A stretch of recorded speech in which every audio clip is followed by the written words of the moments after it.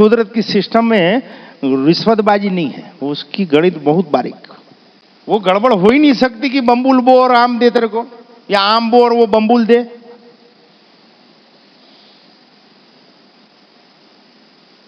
लेकिन कई लोग ऐसा बोलते हैं, हम भी सुनते हैं। मैंने एक दो बार सबको पूछा था, यहाँ सब बैठे थे, कि एक पंडित अपन के आते हैं इंदौर से जो नवरात्रि में हवन करने, वो 8 साल से पीछे पड़े हैं कि मारी एक बार देवी भागवत कराओ। भागवत रामायण क्यों कराना ये बता भाई, एक बार देवी भागवत करो, आपके जीवन में आनंद आ जाएगा। हम लोग परमानंद में जी रहे हैं भैया, फिर आनंद में क्यों डिमोशन लें? हम महासुख भोग रहे हैं भाई। अभी हमको कल की चिंता नहीं है, कोई बजट नहीं है, कोई फंडिंग नहीं है, न किसी की नौकरी है, न कोई नौकर है।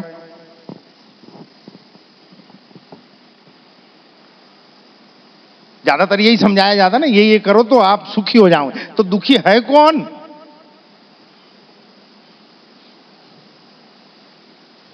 हमारे विचार हमको दुखी करते हैं, हमारी वासनाएं और हमारी ईर्ष्याएं हमको दुखी करती है।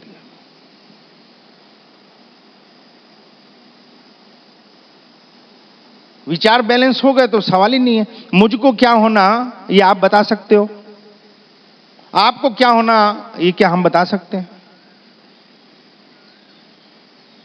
जिसको ये मालूम पड़ जाए कि उसकी चाहत क्या है,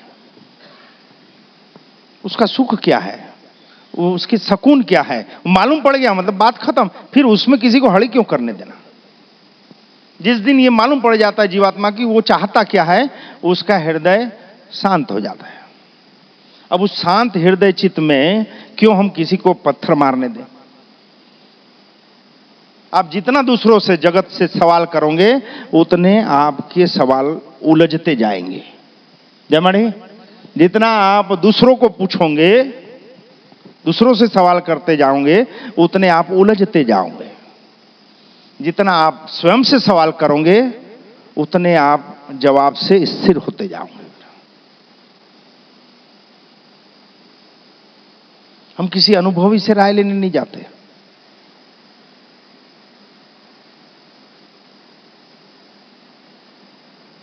हम किसी ज्ञानी के पास राय लेने नहीं जाते।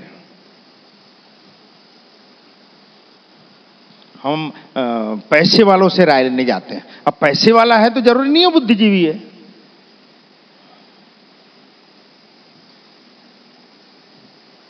हम तथाकथित समाज के बड़े बुजुर्गों से राय लेने जाते हैं, लेकिन क्या उनके पास अनुभव है?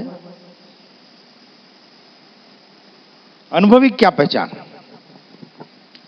क्या माड़ी, ऐसा कईयों के मन में अभी उठ रहा था कि यार ये अनुभवी की क्या पहचान?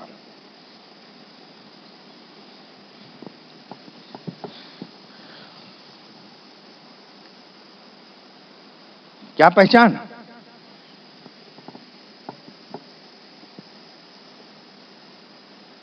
जो चुप रहता है वो अनुभवी नहीं है। जो हर परिस्थिति में शांत रहता हो और जिसको लोगों की खूबियां दिखती हो, दोष न दिखता हो, तो समझना ये अनुभवी जीव है। हर परिस्थिति में शांत, कैसी भी परिस्थिति ला खड़ी कर दो आपको तुरंत सॉल्यूशन देगा वो। तो जानना ये अनुभवी जीवात्मा है। समस्याएं तो कुछ है ही नहीं। अच्छा बताओ, परीक्षा में डर किनको लगता है? अभी एग्जाम गई है, एग्जाम में डर किसको लगता है? अपन को लगता था, क्यों पढ़ते ही नहीं थे साले 12 महीना, तो डर तो लगेगा। अभी इतनी बुद्धि नहीं थी, वो चीट बनाने में उतनी ऊर्जा लगाते थे, इतना बाद में समझ में आया। इतना साला पढ़ने में ध्यान लगाते तो ये पर्चियां कहां छुपाएं ये तो याद नहीं रखना पड़ता। डर उनको लगता है जिन्होंने सही अभ्यास नहीं किया है, जो परिस्थितियों का सामना ही नहीं किया हो, वो आपको क्या बताएगा?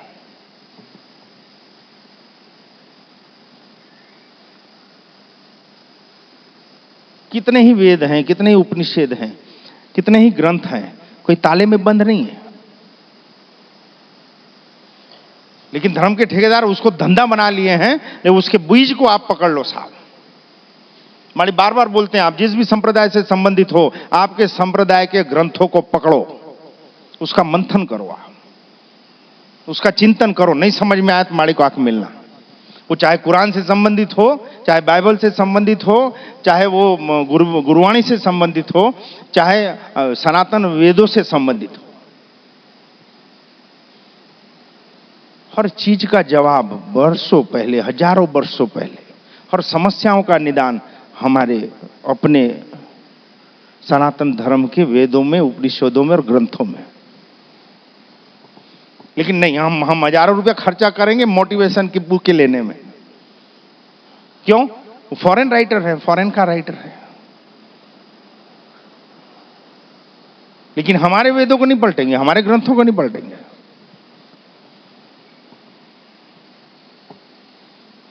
हर चीज का जवाब।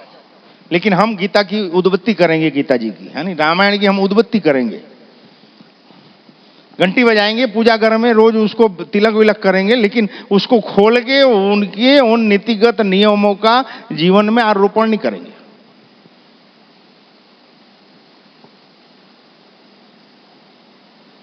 और जो भी माड़े के सत्संग के बाद भगवत गीता का अध्ययन चालू किए, चाहे अपने संबंधित वेदों के ग्रंथों का जिन्होंने अध्ययन चालू किया है, उनको आप पूछ लो या वो खुद को पूछ लें, हर चीज का निचोड़ माड़े के सत्संग।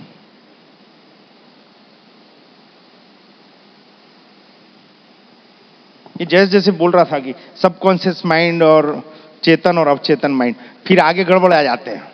क्यों? वो बुक में पढ़े हैं, वो समझाने की कोशिश करते, नहीं समझा सकते। ये आप्त ज्ञान हो जिसको, वही इसको समझा सकता है। प्राप्त ज्ञान से आप नहीं समझा सकते। प्राप्त ज्ञान से आप प्रवचन कर सकते हो, आप्त ज्ञान से आप सत्संग कर सकते हो।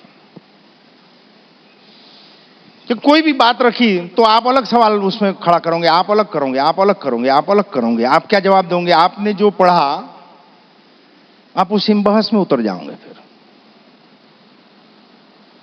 अब चेतन मन देखता नहीं है,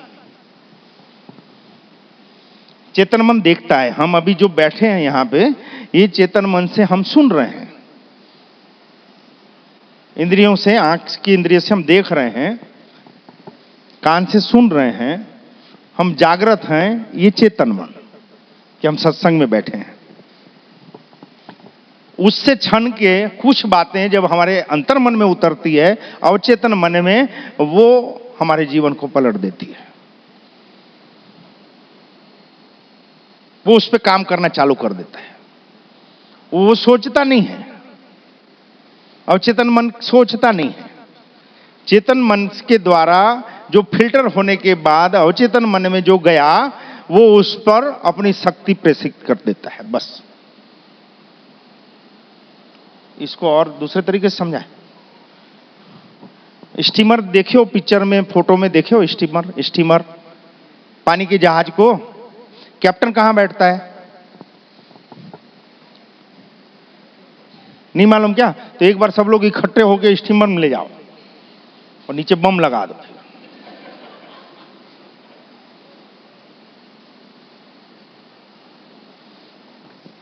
स्टीमर 4 मंजिल, 5 मंजिल, 8 मंजिल, 10 मंजिल की स्टीमर होती है, पानी के जहाज बड़े बड़े जो, उसमें कैप्टन टॉप फ्लोर में बैठता है, दूरबीन लेके, माइक के साथ। ना मालूम हो तो बता दें आपको। स्टीमर का इंजन कहां रहता है? तल में, जहां से वो टरबाइन को घुमाता है। अब जो वहां जो ड्राइवर है, उसको आप अवचेतन मन पकड़ो, और जो कैप्टन ऊपर बैठा है वो चेतन मन। चेतन मन को दिखता है, उसके पास ताकत नहीं है। वो माइक में बोलता है स्पीड बढ़ाओ, तो अवचेतन मन जो नीचे ड्राइवर के रूप में बैठा है, वो तुरंत फोर्स बढ़ाता है, स्पीड बढ़ जाती है स्टीमर की। ये स्टीमर ऐसे ही नहीं चल रहे।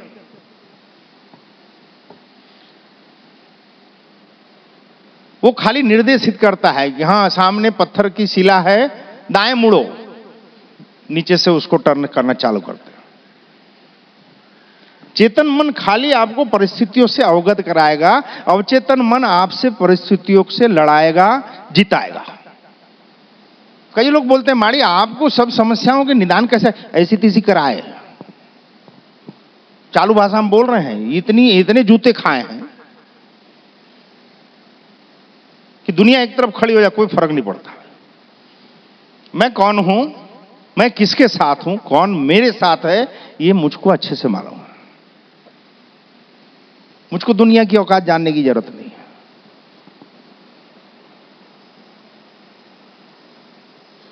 मेरी जरूरत क्या है, मेरी ताकत क्या है, मैं क्या करने आया हूं दुनिया में, मेरे साथ कौन है और मैं किसके साथ हूं। इन सवालों के जवाब मिल गए, उसके बाद भय क्या होता है भूल गए।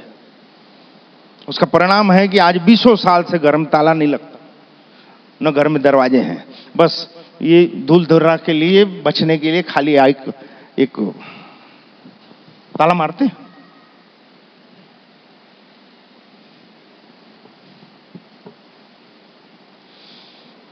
तो ये जो देखता है, हमारी इंद्रियां जो देखती है, हम जिस संगत में रहते हैं, हम जो सुनते हैं, वो फिल्टर होकर अवचेतन मन में जाता है, वो शक्ति प्रेषित करता है। वो सही है गलत है उससे अवचेतन को कोई लेना देना नहीं। इसीलिए मूर्खों के बीच बैठना उठना बंद कर दो, नेगेटिव एटीट्यूड वालों के साथ संबंध बंद कर दो, क्योंकि वो वाइब्रेटिंग आप पाओगे। हमेशा रोने वाले लोगों से बंद कर दो, हमेशा मेरी तेरी करने वालों के साथ संबंध बंद कर दो। आप अपने आप में पूर्ण हो। तो हमेशा शिकायत ही करते रहते हैं, शिकायत ही करते रहते हैं। कई लोग बोलते हैं नेगेटिव एटीट्यूड क्या होता है, नकारात्मक अभिगम क्या होता है। दुनिया कैसी है बताओ जय माड़ी, दुनिया कैसी है, ये दुनिया कैसी है। अरे कुछ तो बोलो, भूमू भूमू करते जोर से बोलो ना। माड़ी के यहां है, उसके पहले कैसी लगती थी। अरे कुछ तो बोलो, बड़ा मुश्किल है यार, सब मीठा में हंसते हो यार हैं? दुनिया कैसी भी नहीं है, हमारी सोच जैसी है, हमारा मन जैसा है, ये दुनिया वैसी हो जाती है। मैंने स्कूल में पढ़ा था, ऐसा एक कविता पढ़ी थी, कुछ भले मैं ध्यान नहीं देता लेकिन पढ़ने में थोड़ा थोड़ा याद रहता था। वो कविता का भावार्थ कुछ ऐसा था कि जैसे मन दुखी रहता है तो ओस गिरती है ना, ओस फूलों पे, पत्तों पे और घास पे, तो जब मन खुश रहता है तो क्या लगता है, मौसम ने मोती बिखेरे हैं। अपना मनमाफिक टेंडर पास हो जाए, या कोई लड़की साइड दे दे अपन को, या मनपसंद जीवन साथी शादी हो जाए, तो ऐसा लगता है वाह कुदरत कितनी खुश है, देखो यार मोती बिखेर के रख दिए। अब वो ओस तो है, और तभी हमारा किसी से ब्रेकडाउन हुआ हो, प्रेम टूट गया हो, घाटा हो गया हो, धंधे में तलाक हो गया हो, तो वही ओस की बूंदे, इतना मेरे साथ कुदरत भी दुखी है बेचारी, आंसू बहा रही है। चीज वही है, परिस्थिति वही है, स्थान वही है, दो सोच वाले व्यक्ति खड़े हैं, दोनों को अलग अलग दिख रहा है। इसलिए माड़ी बार बार बोलते हैं किसी को मत बोलो ये अच्छा है, किसी को मत बोलो बुरा है, जैसा है ठीक वही। उसके विवेक बुद्धि के हिसाब से वो बात कर रहा है, करन दे, अच्छा होगा अपने घर में और बुरा भी होगा अपने घर में, अपन खा लेना देना।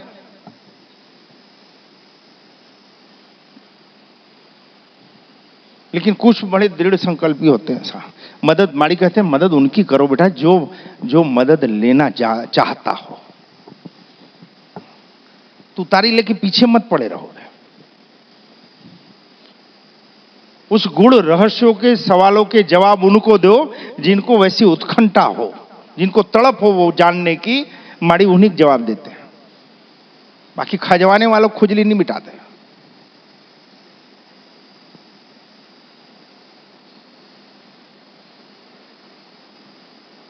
मदद उनको दो यार जो इसकी कदर करता था, जिसको सच में जरूरत हो इसकी, जो इसको स्वीकार कर सकता हो।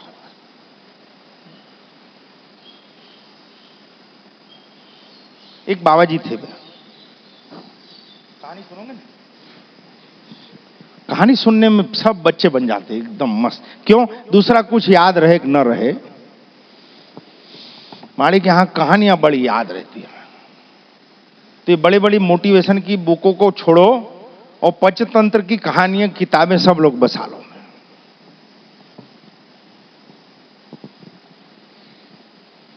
उसमें बहुत कुछ सीखने जैसा है, लेकिन तब हम नहीं सीखे और अब हम सीखना चाहते नहीं। उसमें कहानियां मेरे को बड़ी हमेशा याद रहती है। विवेक बल पे एक कहानी की, 4 मित्र गुरु के यहां से सब विद्याएं सीख के आए। क्या क्या विद्याएं? एक हड्डियां जोड़ सकता था बिखरी हुई, दूसरा मांस उसके ऊपर चढ़ा सकता था, तीसरा उसके ऊपर चमड़ी चढ़ा सकता था, चौथा उसमें प्राण फूंक सकता था, पांचवा तो रास्ते में आए, जंगल में आ रहे थे गुरुकुल से, जब घर आ रहे थे तो वो एक ठोक हड्डियों का ढांचा और वो वहां पड़ा हुआ सड़ा हुआ दिखा। तो एक बोले यार ये क्या जीव है? तो दूसरा बोलता है शेर है, शेर की हड्डियां हैं, जो विवेक वाला था वो। तो बोले यार देखते हैं, गुरु अपन को सिखाए हैं, मैं हड्डियों का ढांचा तैयार कर देता हूँ। दूसरा बोलता मैं मांस चढ़ा दूंगा, तीसरा बोलता मैं चमड़ी चढ़ा दूंगा, चौथा बोलता मैं प्राण डाल दूंगा, पांचवा बोलता रुक जा भाई मेरे को झाड़ पे चढ़ने दे। तुम कुछ भी जानते हो भैया, अगर तुम्हारे पास विवेक नहीं है तो किस काम के? तो बोले तू फट्टू ऐसा क्यों कर रहा है यार, देख कुछ नहीं होगा, बहुत कुछ होगा भाई, ये शेर खड़ा होगा यहाँ पे। तो एक ने हड्डियां जोड़ दी, दूसरा मांस चढ़ा दिया, वो चमड़ी चढ़ा दी। ये पंचतंत्र की चौथी पांचवी में हम आप पढ़ते थे, लेकिन उससे ढक्कन नहीं खुले हमारे, क्योंकि हमको जो शिक्षक पढ़ाते थे वो विवेक पे बल नहीं देते थे, उन कहानियों के सवाल और जवाबों पे बल देते थे। वो सैद्धांतिक शिक्षण के रूप में हमको आपको ठूस दिया गया, उनको व्यवहारिक रूप में नहीं परोसा गया हमको। बस पढ़ाना है करके पढ़ाओ यार।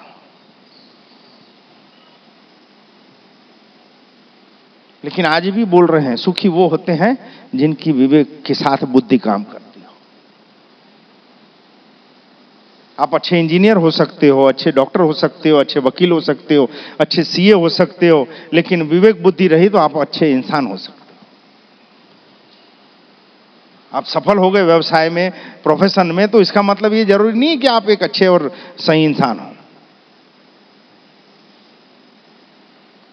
और आध्यात्म हमें सही इंसानों की बात करवाता है। अभी वो बाबा जी लोग आए थे ना उज्जैन से, पहली बार तो हमारे यहां सभी को प्यार मिलता है, मिलता है नहीं मिलता? वो देव हो, भूतड़े हो, प्रेत हो, पितरु हो, इंसान हो, कोई भी, पहली बार छूट प्यार मिलता है सबको। क्यों? जब आप किसी को बहुत नजीक ले लो, किसी को प्यार करो, सामने वाला खुल जाता है, और खुले बोलकर सामने वाली को औकात मालूम नहीं पड़ती। पहले कभी 1-1.5 साल पहले आए थे, माड़े ने बड़ी सम्मान, माड़े क्या एक रीत है बेटा, आरती के समय जो आए उसको भरपूर जो हो सकता है वो करते हैं। क्योंकि आदि शक्ति जगदम्बा मां मेलडी की आरती में हर कोई नहीं आ सकता, कितना भी पापात्मा हो, अधर्मी हो, नास्तिक हो, लेकिन कोई ऐसी पुण्याई कभी न कभी की होगी तो वो मां मेलडी की आरती में आ सकता है। और एंड आरती के समय वो पहुंचा तो माड़ी ने सब कुछ कर दिया, उसको भोजन वोजन कराया, सब ठीक। क्योंकि माड़ी को मेरी देवी, मेरी शक्ति है ना, वो भिंडी तोड़ती रहती है। कितना जागृत है मेरा बच्चा, किस रूप में कब किसको भेज दे। वो कोई व्यक्ति के पास नहीं आ रहे हो, आप भी कोई व्यक्ति के पास नहीं आए हो, जो आ रहा है वो शक्ति के पास आ रहा है। तो एज ए मैनेजर मेरा क्या कर्तव्य होना चाहिए, इसको मैं याद रखता हूं। तो पहली बार बहुत सम्मान प्यार आपता साप्ता हुई, अच्छे से विदा हुई। अभी थोड़ा बोले मेरे को माड़ी जी थोड़ी चर्चा करनी है। करो, मालूम है क्या क्या चर्चा करेंगे बताओ यार। बोले गुरुजी बोले हैं आपका बहुत अच्छा समय आ रहा है। बोले तेरी, बोला अभी कौन सा खराब है भाई? अभी की बात है 2 घंटे पहले की। इस क्षण के बाद में ऐसा बहुत शानदार समय आ रहा है वो आप बहुत सुख भोगोगे। अभी कौन सा नहीं भोग रहे हैं महाराज। मैं और झेलने की स्थिति में नहीं था। मतलब सुनो, ये मियाँ बीवी हम लोग आज से 10 साल पहले 2006 की 30 जुलाई को सत्संकल्प हमने हमारी 13वीं कर दी है। अब हमको कोई फर्क नहीं पड़ता है कि समय अच्छा है कि बुरा है, कि मान हो रहा है कि अपमान हो रहा है, कि अब जो हो रहा है उनकी इच्छा से हो रहा है। तो मैं और कभी आऊंगा, आपकी मर्जी भाई, दरबार खुला है भाई। इस जहां से मत आ जाओ। समय कोई बाबा जी बैगा हमारा क्या सुधारेगा यार। अरे तूने कर्म कैसे किए हैं वो तेरे सिवाय कौन जानता है। उसके परिणाम, हाँ ये बात थोड़ी रुक गई थी अपन की कि हम दान दक्षिणा कर लें, पूजा पाठ कर लें तो सब धुल जाएगा। संभव ही नहीं है। मान लो आपने, जय माड़ी, मान लो आपने, मान लो नहीं, होता ही है जवानी में। जब हमारे पास सत्ता रहती है, बल रहती है, पावर रहता है, पद रहता है, तो हम ज्यादातर गलत निर्णय लेते हैं। क्योंकि तब हमको लगता है दुनिया बेवकूफ है, रोकने वाला तो बहुत बेवकूफ है। अब हम जो कर रहे हैं, जो नंगाई कर रहे हैं, जो व्यभिचार कर रहे हैं, जो अन्याय कर रहे हैं, जो दबाव डाल रहे हैं, जो अपनी पावर दिखा रहे हैं, वो सब सही है। ये होता ही है। तो हमने जो बदी की, हमने जो भूलें की, हमने जो पाप किए, वो अपनी जगह काउंट हो गए। हमारी बार बार बोलते हैं भाई, दुनिया में मिटने वाली कोई चीज नहीं है। हमने आपने जो वाइब्रेटिंग छोड़ी विचारों के रूप में, वो ब्रह्मांड में मूव होती है। हमने जो शुभ विचार छोड़े, हमने जो घृणा छोड़ी, वो ब्रह्मांड में रनिंग में रहती है। कुछ समय के बाद वो मल्टीप्लाई होकर हमारे तरफ वापस आती है। क्योंकि जो भी विचार, जो भी वाइब्रेटिंग छोड़ते हैं, वो अपने केंद्र पे वापस आती आती और आती है। तो आपने क्या किया नहीं किया, आप दुनिया से सर्टिफिकेट चाहते हो, लेकिन आप खुद से सर्टिफाई हो कि आपने क्या किया। अगर आपने 4 बदियां की, 4 दुष्कर्म किए, 4 पाप कर्म किए, तो वो 4 तो खड़े ही हैं स्टैंड। अब आप सोचो कि मैं 2 अच्छे कर्म कर लूं तो अब 2 ही बचे। नहीं समझे। 4 को टंगड़ी मारी, 4 को टोपी पहनाई, 4 की इज्जत से खेल गए, 4 को हमने बेवकूफ बना लिया, तो वो 4 दुष्कर्म खड़े हमारे। उसके सामने हमने किसी की फीस भर दी, या किसी कन्यादान करा दिया, या किसी गरीब को भोजन करा दिया, तो अब एक अच्छा काम हो गया, या 2 अच्छे हो गए, तो 4 में से 2, मतलब अब 2 बुरे काम रहे। ऐसा नहीं होता। वो 4 जो किए वो तो साले भोगने पड़ेंगे। लेकिन अभी जो 2 अच्छा कर रहा है वो भी अपने समय पे तुझको भोगने पड़ेंगे। इसलिए इस गणित से बाहर आ जाना कि आज सब्बल की चोरी कर लो, कल को सुई का दान कर लो, या आज हमने दुष्कर्म कर लिए, अब भैया एक काम करो, अब यार भागवत करा लो, रामायण करा लो, नहीं, अब दान दक्षिणा करा लो, बच्चियों को कन्यादान करा लो, तो सब पाप धुल जाएंगे। कुछ नहीं धुलता भाई। धुल जाता तो जितने बामन है पृथ्वी में सब साले सुखी हो जाते। एक भी सुखी हो बताओ। प्रकृति का नियम है, जो बीज बोए हैं वो अपने समय पे उगेंगे। फिर आप सजग हो गए, पथ को सुधार लिया, फिर आप सही रोपण करने लग गए, तो उसकी छांव और मिठास भी मिलेगी। लेकिन आध्यात्म हमको उन परिस्थितियों में खड़े रहना और उसका सामना करना सिखाता है। ऐसा नहीं कि हमने कभी मुश्किलें नहीं देखी, अभी नहीं देख रहे। और हर जीव मनुष्य योनि में आता ही है इस सजगता को प्राप्त करने के लिए और अनुभव से अपनी आत्मा को समृद्ध करने के लिए। पैसा बनाने के लिए मनुष्य योनि में नहीं आते हम, या किसी पद को प्राप्त करने के लिए मनुष्य योनि में नहीं आते। मात्र अनुभव से अपनी आत्मा को समृद्ध करने आते हैं। अब वो अनुभव हम कैसे ले रहे हैं, इसके लिए प्रकृति हमको बांधती नहीं।